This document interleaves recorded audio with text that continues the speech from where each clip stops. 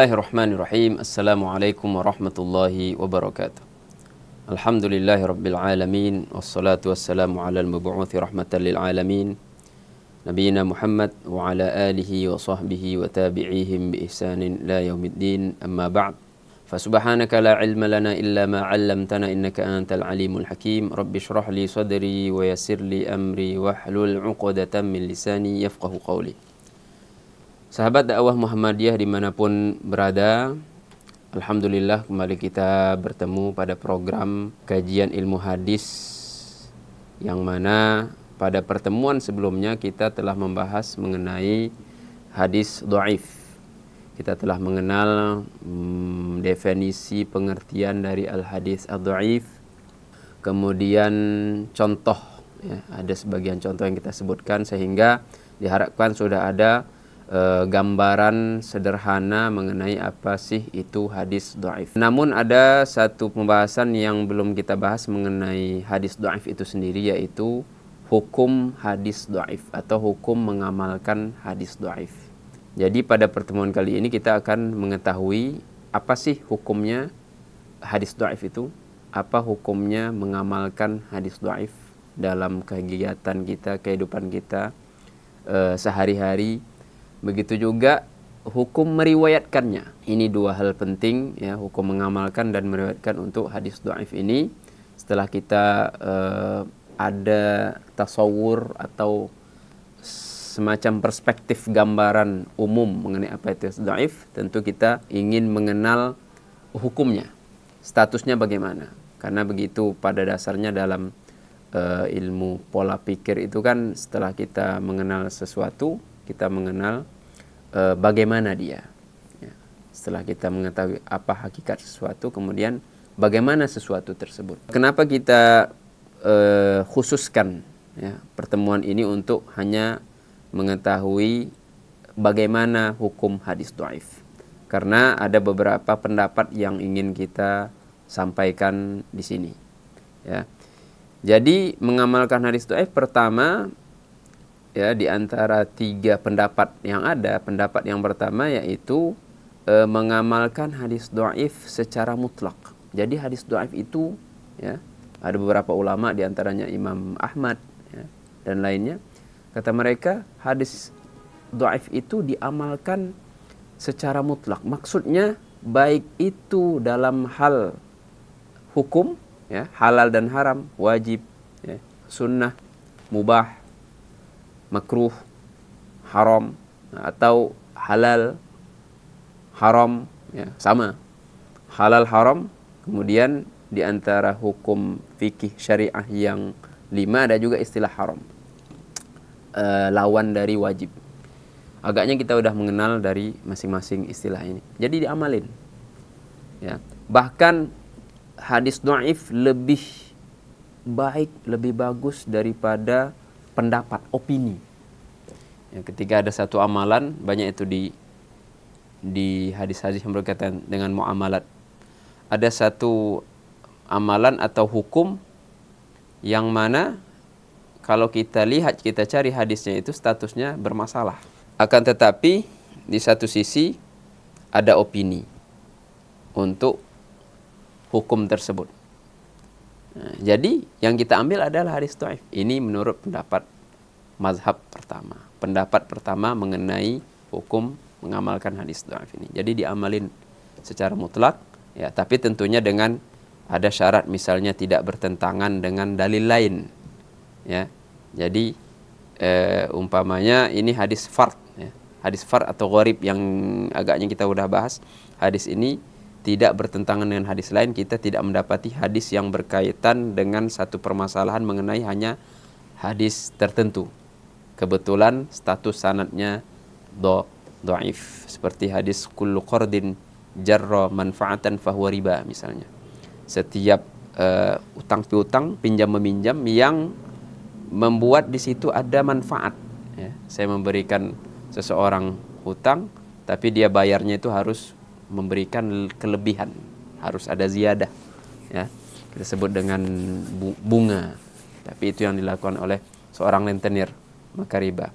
Namun kan dalil umumnya ada dalam Al-Quran. Ya ayyuhalladzina amanu taqullaha wa dharu ma baqiya minar riba.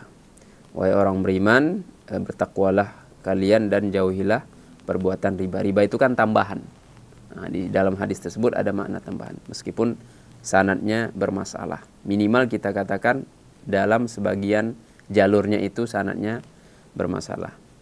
Itu yang pertama. Pendapat kedua ngambil jalan tengah, yaitu hadis dhaif diamalkan tapi dalam keutamaan amal, disebut dengan fadhailil a'mal.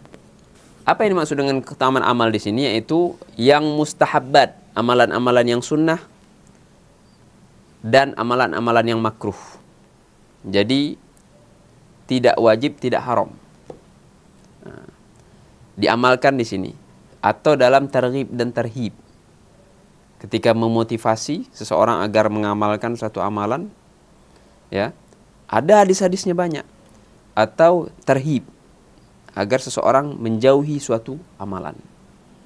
Ancaman-ancaman dalam hal ini. Atau ada yang menambahkan sirah, tapi dengan syarat. Ya, setidaknya ada 3 syarat untuk mengamalkan hadis dhaif dalam keutamaan amal saja. Jadi tidak boleh dalam akidah, tidak boleh juga dalam hadis-hadis hukum. Syaratnya adalah yang pertama, kedhaifannya itu tidak kuat, tidak syadid. Ya, tidak mungkar, tidak matruk. Kita akan bahas nanti hadis mungkar itu apa, hadis matruk. Ini syarat pertama. Jadi kalaupun harus mengamalkan hadis dhaif dalam keutamaan amal, mestilah hadis dhaif yang kedhaifannya itu ringan. Ya. Semisal majhul, ya, ada satu periwayatnya di dalam sanadnya yang tidak dikenal, ya, tidak dikenal kondisinya atau tidak dikenal ainnya, orangnya atau namanya misalnya. Syarat kedua adalah hadis dhaif tersebut ada dalil umumnya, ya, ada dalil umumnya. Semisal hadis yang diriwayatkan oleh Imam Abu Daud, bahwasanya Rasulullah SAW bersabda, siapa yang menghidupkan malam, ya, 2 malam dari 2 id, ya, malam Idul Fitri, malam Idul Adha, maka dia nanti akan mendapatkan apa keutamanya? Tidak mati hatinya, di mana hati-hati yang lain itu mati, ya, mati hati. Ini keutamaannya. Tapi hadisnya bermasalah. Ya, bermasalah, paling tidak ada 3 periwayat yang bermasalah, sehingga sanadnya bermasalah. Jadi hadis ini dhaif statusnya, ya. Namun nanti ketika misalnya saya melihat seseorang dia menghidupkan malam, ya, dengan bertahajud, kebetulan malam Idul Fitri, tidak bisa saya menuduh dia mengamalkan hadis ini. Toh ada dalil umum. Nah, ini yang saya sebutkan syarat kedua. Dalil umumnya dalam Al-Quran kan ada. Ya, di dalam surah Al-Isra Allah Subhanahu wa taala berfirman, "Wa minal laili fatahajjad bihi nafilatan lak."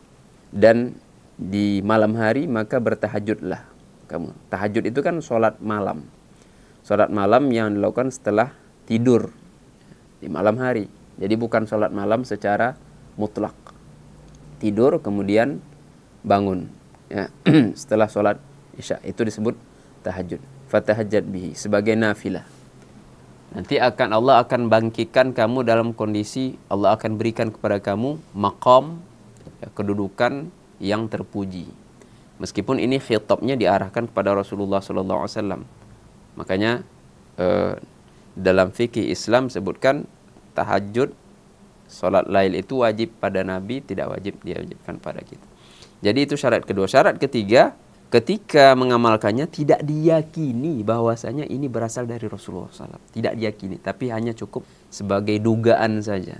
Ya, dianggap sebagai dugaan, kita menduga atau yang mengamalkannya menduga ini dari Rasulullah SAW. Jadi bukan meyakininya, tapi menduga, yaitu zon. Nah, ini dua hal yang berbeda. Itu pendapat yang pertengahan, ya, pendapat kedua. Ya. Dalam persyarikatan mengamalkan hadis dhaif dengan syarat kalau hadis dhaif tersebut ada jalur yang kuat yang menguatkannya, baik itu hasan ataupun sahih. Nah, ini dalam persyarikatan. Kemudian pendapat ketiga yaitu menolak hadis dhaif secara mutlak, ya, tanpa syarat, baik itu dalam keutamaan amal, targhib tarhib, hukum-hukum Islam ditolak secara mutlak, ya, karena hadis dhaif bukanlah hadis, ya. Tapi kan Rasulullah SAW bersabda khairul umur awsatuha, ya, sebaik-baik perkara adalah pertengahan dari 3 pendapat ini, ya. Kalau kita mengambil pendapat yang pertengahan, yang kedua yang merupakan juga pendapat jumhur mayoritas ulama, itu lebih afdol, ya, lebih baik, ya. Meskipun kita tidak mengingkari pendapat yang lainnya, karena juga pendapat yang lainnya berasal dari pendapat para ulama yang memang memiliki kapabilitas yang diakui. Nah, jadi itu mengamalkan hadis dhaif. Bagaimana meriwayatkannya? Bagi yang mengamalkan hadis dhaif dalam keutamaan amal, ya, dalam keutamaan amal, jadi para ahli hadis menyatakan bahwasanya hendaknya tidak diriwayatkan secara jazim, secara pasti. Semisal dia berkata Rasulullah SAW bersabda, padahal hadisnya dhaif, tapi hendaklah mengucapkannya, meriwayatkannya dengan kata-kata ruwiya, diriwayatkan misalnya, ya kan? Atau disebutkan dalam suatu riwayat, sehingga tidak ada kesan bahwasanya ini pasti dari Rasulullah SAW. Jadi itu etika dalam meriwayatkan hadis dhaif bagi yang mengamalkannya berdasarkan pilihan-pilihan dari 3 pendapat tadi. Jadi ini penjelasan singkat mengenai hukum hadis dhaif, mengamalkannya, meriwayatkannya. Semoga ada gambaran, ada perspektif yang jelas, dapat kita fahamin, sehingga bertambahlah wawasan kita, pengetahuan kita tentang ilmu hadis Nabi Muhammad sallallahu alaihi wasallam. Barakallahu fikum wa sallallahu wasallam ala nabiyina Muhammad wa ala alihi wa sahbihi ajma'in walhamdulillahi rabbil alamin. Wassalamualaikum warahmatullahi wabarakatuh.